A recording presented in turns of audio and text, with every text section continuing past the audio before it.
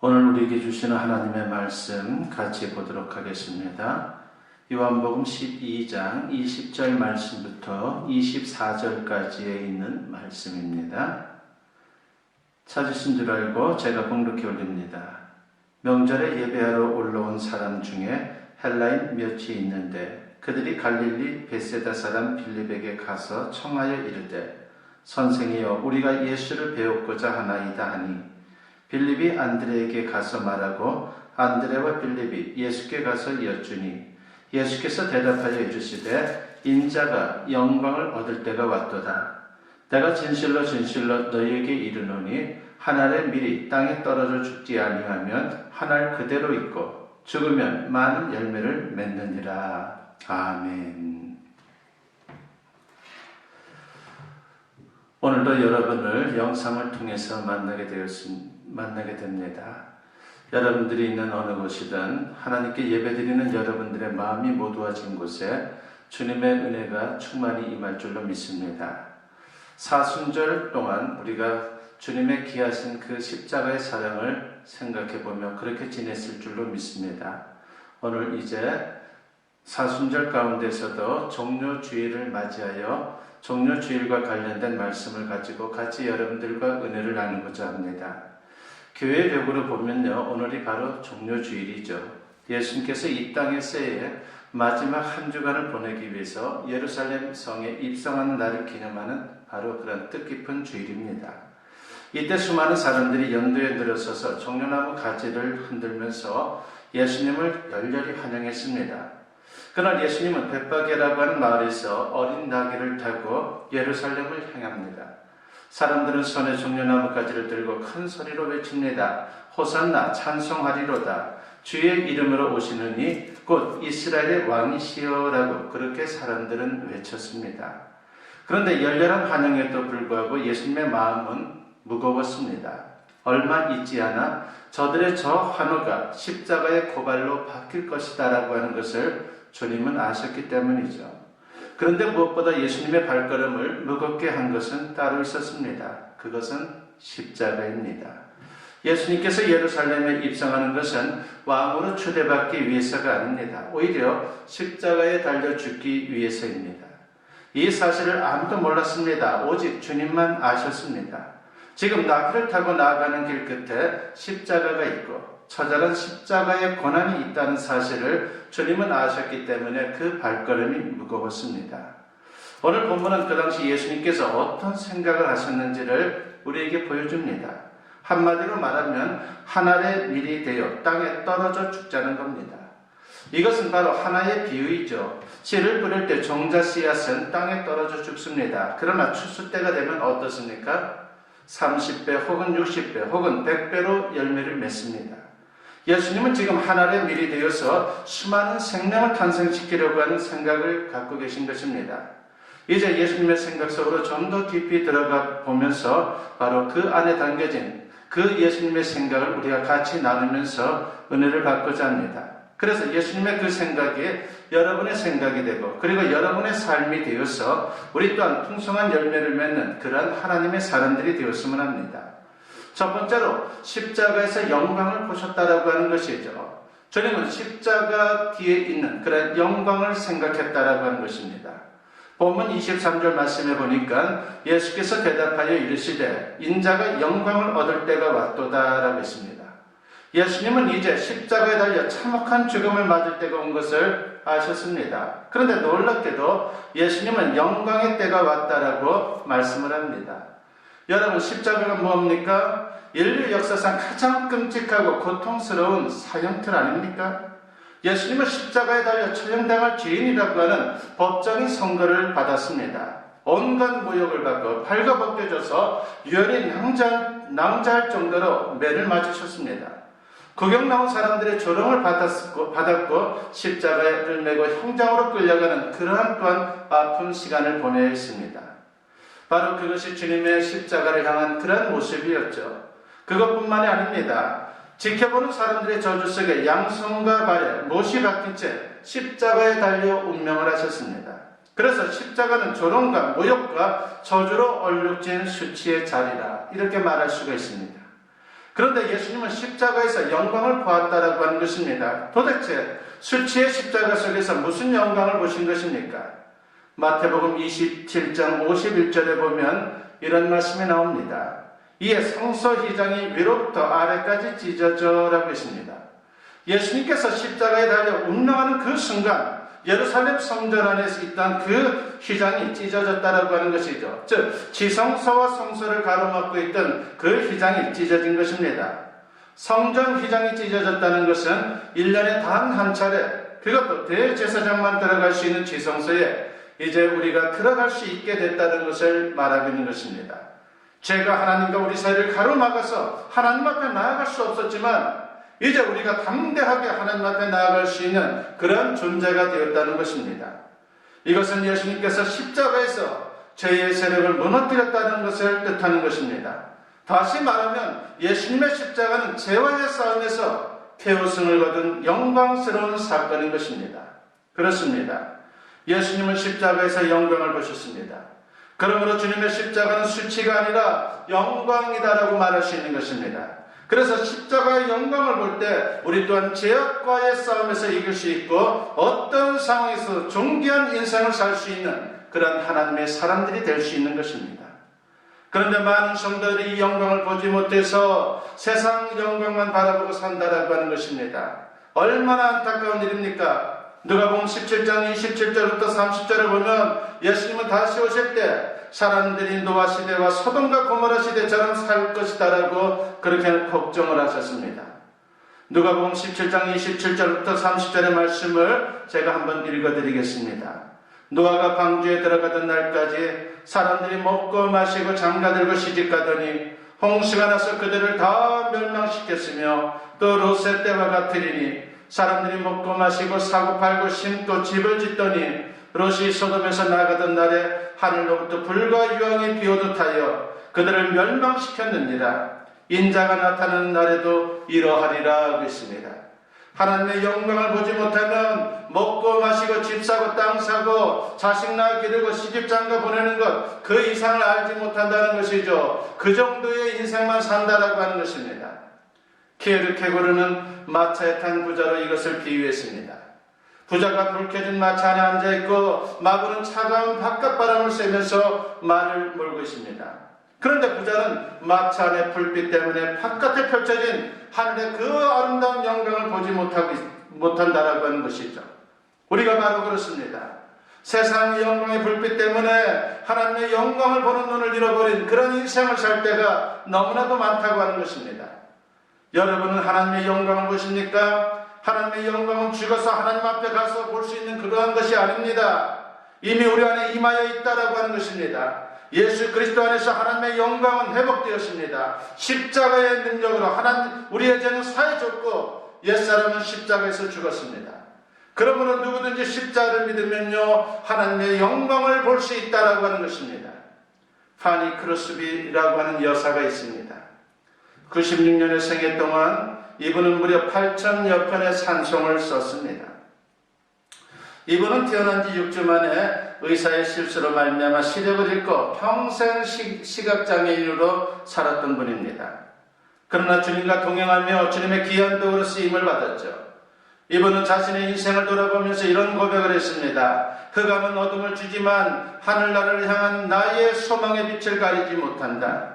하나님은 나의 시력을 거두셨지만 대신 나의 영안을 열어 십자가를 통한 하나님의 능력으로 일하게 하셨다라고 했습니다. 이분은 주님이 주신 영안으로 십자가에서 영광을 본 것입니다. 그리고 존귀한 자로 쓰임을 받았다라고 하는 것이죠. 그리고 찬송가 439장에서 그는 이렇게 찬송을 합니다. 십자가로 가까이 나를 이끄시고 거기 흘린 보혈로 정케하옵소서. 십자가 십자가 무한 영광일세. 요단강을 건넌 후 영원한 식 얻네라고 했습니다. 그렇습니다. 우리도 저 십자가에서 하나님의 영광을 봐야 합니다. 그래서 존귀한 자로 쓰임받을 수 있는 우리 모두가 되었으면 합니다. 두 번째로 예수님의 생각 가운데 하나는 사랑의 죽음을 생각했다라고 하는 것이죠. 본문 24절 말씀에 보니까 내가 진실로 진실로 너희에게 이르노니 한 알의 밀이 땅에 떨어져 죽지 아니하면 한 알 그대로 있고 죽으면 많은 열매를 맺느니라고 했습니다. 예수님께서 죽고자 하셨다는 겁니다. 다시 말해서 의도적으로 죽음의 길을 자청했다는 것이죠. 예수님은 이 땅에 태어나신 목적이 여느 사람들과는 달랐습니다. 또 이 세상을 사신 목적도 달랐습니다. 예수님의 태어나신 목적과 이 세상을 사신 목적은 다른 게 아닙니다. 죽음입니다. 죽기 위해 태어나셨고 죽기 위해 사셨습니다. 물론 모든 인간도 결국은 죽습니다. 그러나 예수님께서 죽고자 하신 이유는 다른 것이 아니라 바로 사랑 때문이다라고 하는 것입니다. 죄로 인해 죽을 수밖에 없는 우리를 너무나도 사랑하셨기 때문에 예수님은 죽으신 것입니다. 그 사랑으로 우리를 살리고자 죽으셨다라고 하는 것을 우리가 항시도 잊어서는 안 됩니다. 19세기 영국을 대표하는 시인이 있습니다. 바로 윌리엄 플레이크라고 하는 분이죠. 그는 예수님의 죽음을 통한 사랑을 이렇게 읊었습니다. 내가 죽지 않는다면 그대는 살 수 없더라. 하지만 만약 내가 죽는다면 나는 다시 일어날 것이고 그대는 나와 함께 있을 것이다. 그대를 위해 죽었던 적 없는 이를 위해 그대는 죽을 수 있는가? 그리고 만약 인간을 위해 하나님이 죽지 않고 하나님이 끊임없이 인간을 위해 자신을 내어주지 않았다면 인간은 존재할 수 없다라고 했습니다. 그렇습니다. 주님이 십자가에서 죽으셨기에 우리가 사는 것입니다. 그리고 하나님께서 끊임없이 자신을 내어주기 때문에 우리가 존재하고 있다라고 하는 것입니다. 고린도전서 4장 20절에서 사도 바울은 이렇게 말합니다. 하나님의 나라는 말이 있지 아니하고 오직 능력에 있음이라고 말합니다. 여기서 능력이 뭡니까? 이 능력은 마술적인 힘이 아니라 십자가의 사랑을 뜻하는 것입니다. 그렇습니다. 십자가의 사랑이야말로 진정한 능력이라는 것입니다. 사도행전 7장 59절과 60절에 보면요, 그들이 돌로 스데반을 치니 스데반이 부르짖어 이르되 주 예수여 내 영혼을 받으시옵소서 하고 무릎을 꿇고 크게 불러 이르되 주여 이 죄를 그들에게 돌리지 마옵소서 이 말을 하고 자니라 하겠습니다. 놀랍지 않습니까? 스데반 집사는 주님이 죽으실 때 드린 그 기도를 드리고 숨을 거두었습니다. 이를 갈며 악을 쓰면서 돌을 들고 자기를 치는 무리들을 향해서 용서와 사랑의 기도를 드렸습니다. 온몸이 피투성이가 되고 살이 터지고 뼈가 깨지는 고통 가운데서도 저들을 용서하고 오히려 그들을 위해 주님께 기도하는 이 놀라운 사랑의 모습을 보십시오. 이 사랑은 주님의 사랑을 받았기에 줄 수 있는 그 사랑입니다. 스데반은 돌에 맞아 죽으면서도 그 얼굴에 빛이 나고 사랑으로 충만했다라고 했습니다. 십자가의 사랑을 체험하고 확신한 사랑입니다. 어느 마을에 얼굴이 무섭게 일그러진 어머니가 있었습니다. 그러다 보니 딸은 자기 어머니를 친구들에게 보여주기를 원치 않았습니다. 그러던 어느 날 어머니가 학교를 찾아왔습니다. 딸을 기다리다 학교까지 찾아온 것이죠. 교실문 앞에 기다리던 어머니는 수업이 끝나고 학생들이 교실문을 열고 나올 때에 얼굴을 돌리고 서 있었습니다. 그때 딸이 교실에서 나오다가 그 어머니의 모습을 보고서 놀랍니다. 그리고 못 본 채하고 신속히 달아났습니다. 집에 온 딸은 화가 잔뜩 난 채 자기 방에 들어가 나오질 않았습니다. 엄마는 가까스로 딸을 달랜 후에 방에 들어가 말합니다. 딸이 젖먹일 때에 집에 불이 나서 엄마가 그 딸을 보호하려고 품에 안고 나오다가 화상을 입었다라고, 그래서 그 화상 때문에 지금의 얼굴이 되었다라고 그렇게 말하는 것입니다. 그러자 딸은 엄마 얼굴을 손으로 쓰다듬으면서 눈물을 흘리며 말합니다. 왜 이제야 그 이야기를 하는 거예요? 엄마 절 용서해 주세요라고 그렇게 그 큰 어머니의 사랑에 감복했던 것입니다. 그날 이후 딸은 엄마의 화상 입은 얼굴을 자랑스럽게 여기고 그 얼굴을 보래 비빌 수 있는 그러한 여유까지 생겼습니다. 딸은 엄마 얼굴의 비밀을 알기 전과 알고 난 후가 완전히 달라졌습니다. 알기 전에는 엄마 얼굴이 흉측하게 보였고 징그러웠고 사람들에게는 부끄러웠지만 그 비밀을 알고 난 후에는 엄마의 얼굴이 숭고한 사랑으로 보였습니다. 우리도 마찬가지입니다. 주님의 십자가는 나를 향한 사랑의 표시입니다. 그래서 그 사랑을 체험한 사람은 빚진 자의 심정으로 사랑하며 여유있게 살 수 있다라고 하는 것입니다. 십자가를 믿고 사랑하십시오. 그리고 그 사랑으로 주변 사람들을 사랑하여 모든 일 속에 평화를 이루어갈 수 있는 우리 모두가 되었으면 합니다. 세 번째로 예수님은 다시 태어날 생명을 보았고 그리고 생각했습니다. 본문 24절 말씀에 보니까 죽으면 많은 열매를 맺는 이라고 있습니다. 예수님께서 십자를 향해 나아가면서 예수님의 죽음으로 다시 태어날 수많은 생명들을 보신 것입니다. 먼 오늘 한국 땅에 살게 될 우리가 새롭게 태어날 것을 주님은 생각하셨습니다. 생명이 있는 씨만 꽃을 피우고 열매를 맺는 것입니다.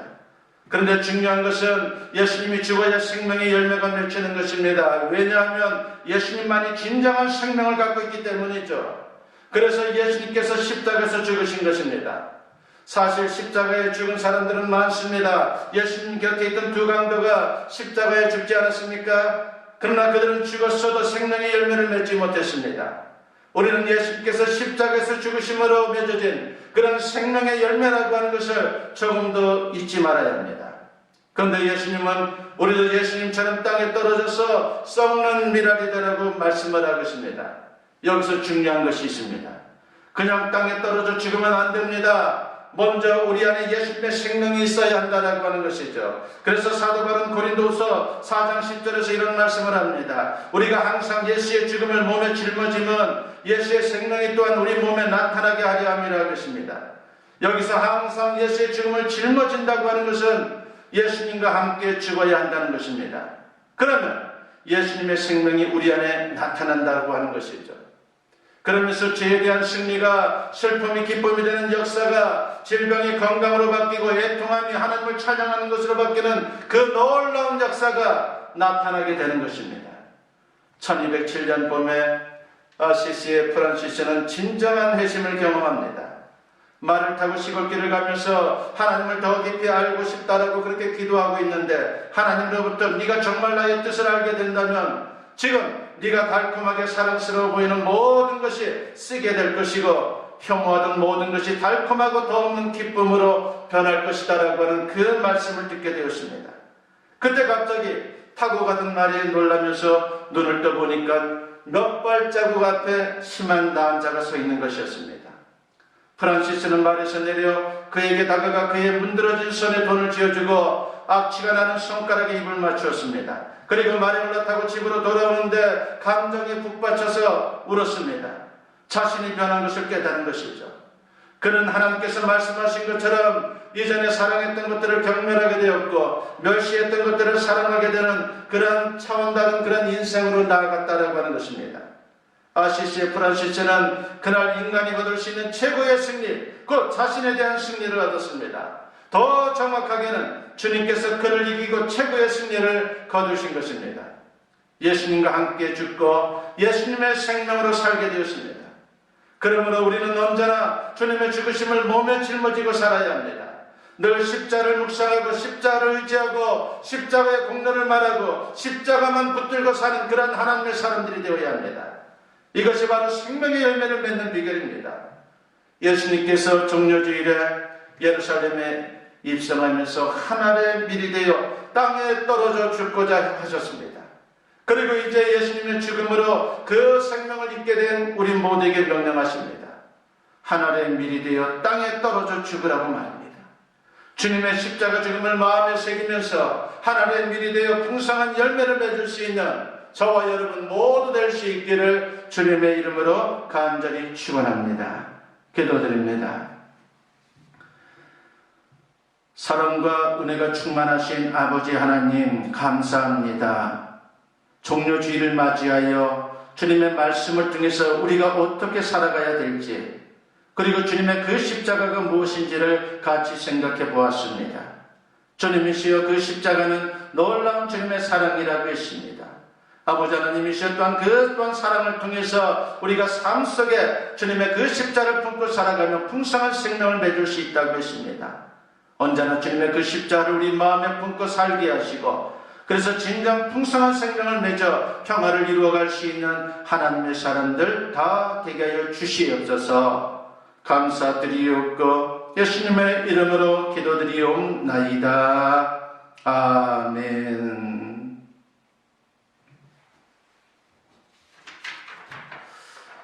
이 시간 간구 말씀드리겠습니다. 여러분을 환영하고 축복합니다. 여러분이 가정에서 예배드리는 그 자리가 바로 주님이 기뻐 받으시는 예배 자리인 줄 믿습니다. 그리고 교회에서 또한 예배드리는 또한 주님의 백성들 또한 주님의 귀한 또한 예배자라고 하는 것을 또한 고백하고 또한 우리가 잊어서는 안 됩니다. 언제나 있는 자리에서 예배자로서 주님께 영광 돌리고 하나님의 기쁨이 되는 우리 모든 성도님들 되었으면 합니다. 오늘은 정료주일이고 내일부터는 고난주간이 시작됩니다. 주님의 십자가의 고난을 생각하는 그런 귀한 시간으로 보낼 수 있기를 바라겠습니다. 다음 주일은 부활주일로 지키겠습니다. 그리고 다음 주일까지 지역 확진자가 발생하지 않으면 14일 즉 화요일부터 새벽 기도를 재개하고자 합니다. 중보기도 말씀드립니다. 코로나19가 종식되게 하시고 그리고 그 일을 돕는 의료진들과 섬기는 분들을 주님 지켜주시옵소서라고 여러분 기도해 주시면 감사하겠습니다. 이 시간 헌금하신 분들 위해서 기도하겠습니다. 11조 예물 드립니다. 11조 예물 드립니다. 11조 예물 드립니다. 11조 예물 드립니다. 건축 예물 드립니다. 건축 예물 드립니다. 선교 예물 드립니다. 감사 예물 드립니다. 주님 모든 것에 감사합니다. 라고 감사 예물 드립니다. 감사 예물 드립니다. 감사 예물 드립니다. 생일 감사 예물 드립니다. 주일 헌금 드립니다. 기도드리겠습니다. 사랑과 은혜가 충만하신 아버지 하나님 감사합니다. 오늘도 예배를 드리고 주님 앞에 또한 귀한 물질로 우리의 신앙을 고백할 수 있도록 은혜를 베푸시니 감사합니다. 드려지는 예물 위에 주님 기름 부어주시옵고 예물이 쓰여지는 곳곳마다 주님의 나라가 확장될 수 있도록 역사여 주시옵소서. 11조 예물 드리는 손길들 그리고 가정들이 있습니다. 아버지 하나님 저들의 헌신과 저들의 정성 주님을 향한 감사를 기뻐 받아 주시옵소서. 저들의 또한 삶의 자리 일터에서 수고하고 땀을 낼 때에 그들의 수고가 헛되지 않게 하시고 저들의 땀을 통해서 주님의 영광이 나타나며 주님의 뜻이 이루어지게 하여 주시옵소서. 또한 직장에서도 일터에서도 주님의 백성으로 인정받게 하시고 그래서 주와는 많은 사람들에게 선한 영향을 끼칠 수 있도록 역사하여 주시옵소서. 저들의 가정들을 위해서 기도합니다. 주님의 은혜가 충만한 가정들 다 되게 하여 주시옵고 언제나 그 가정을 통해서 주님의 뜻이 이루어질 수 있도록 역사하여 주시옵소서. 가족 모두의 또한 영육간의 강건함의 축복을 더하시고 또한 사랑하는 자녀들 믿음으로 잘 성장하여 이 시대에 존경받는 인물들이 다 될 수 있도록 역사하여 주시옵소서. 아버지 하나님 또 이 시간 주님 앞에 선교 예물 드리는 손길이 있습니다. 주님 나라가 확장되기를 바라는 마음으로 정성을 다하여 드리오니 그의 아름다운 신앙의 고백과 그리고 그 마음을 기뻐 받아 주시옵고 이제 그의 삶과 그의 모든 앞날을 주님께 온전히 맡기오니 언제나 주님의 영광이 충만히 나타나게 하여 주시옵소서. 아버지 하나님이시여 또한 이 예물이 선교지에 쓰여질 때에 죽어가는 많은 영혼들이 구원의 은혜를 경험케 하여 주시고 그래서 주님의 영광이 그 가운데 충만히 나타나게 하여 주시옵소서. 건축 예물 드리는 손길들이 있사오니 기억하여 주시옵소서. 이제 주님의 교회 건축을 위해서 기하고 정성스럽게 드리오니 이제 건축을 위해 쓰여질 때에 주님의 거룩하신 뜻이 이루어지게 하시오며 이제 또한 많은 또한 죽어가는 영혼들을 구원할 수 있는 그러한 구원의 방주로 견고히 세워지게 하여 주시옵소서. 드리는 손길과 가정을 축복하시고 솔로몬과 다윗이 주님의 성전을 또한 짓고자 할 때에 그 아름다운 마음을 주님 기뻐 받으시고 축복하셨듯이 저들의 가정과 저들의 앞날을 축복하여 주시옵소서. 아버지 하나님 생일을 맞이하여 또한 감사 예물 드리는 손길이 있습니다. 주님께서 이 땅에 보내주시고 주님의 백성 삼아주시니 감사합니다. 영육간의 강건함으로 주님 부르시는 그날까지 열심히 살게 하시고 그래서 주님 앞에 섰을 때 칭찬받을 수 있는 아름다운 삶이 되게 하여 주시옵소서. 그의 기도하는 제목들마다 함께하여 주시고 주님의 영광이 충만히 나타나게 하여 주시옵소서. 아버지 하나님 감사 예물 드리는 여러 손길들이 있습니다. 저들의 감사를 기뻐 받아 주시옵소서. 감사의 내용들이 담겨져 있사오니 그 감사가 진정 주님께 기쁨이 되게 하시고 언제나 주님으로 말미암아 더욱더 주님께 영광 돌릴 수 있는 존귀한 삶이 펼쳐지게 하여 주시옵소서. 저들의 가정에 언제나 주님께서 동행하여 주시고 주님께 믿음으로 맡기고 기도할 때에 귀한 것으로 응답받는 역사가 있게 하여 주시옵소서. 아버지 하나님이시여 이제 또한 주님 안에서 모든 것에 감사하는 아름다운 심령을 기뻐 받아 주시오며 언제나 주님으로 인해서 감사가 넘치는 그런 아름다운 인생 살게 하여 주시옵소서. 모든 걸 주님께 감사드리옵고 예수님의 이름으로 기도드리옵나이다. 아멘. 축복 기도드립니다. 이제는 우리 주 예수 그리스도의 은혜와 아버지 하나님의 무궁하신 사랑하심과 성령의 감화감동 역사 충만하심이 오늘 주님께 예배로 영광 돌리며 선포된 말씀과 같이 십자가에 담겨진 그 놀라운 사랑을 기억하며 이제 또한 그 사랑의 또한 삶을 또한 실천하며 살아가기를 다짐하는 당신의 사랑하는 자녀들 위해 지금으로부터 영원토록 함께 하시기를 간절히 축원하옵나이다. 아멘.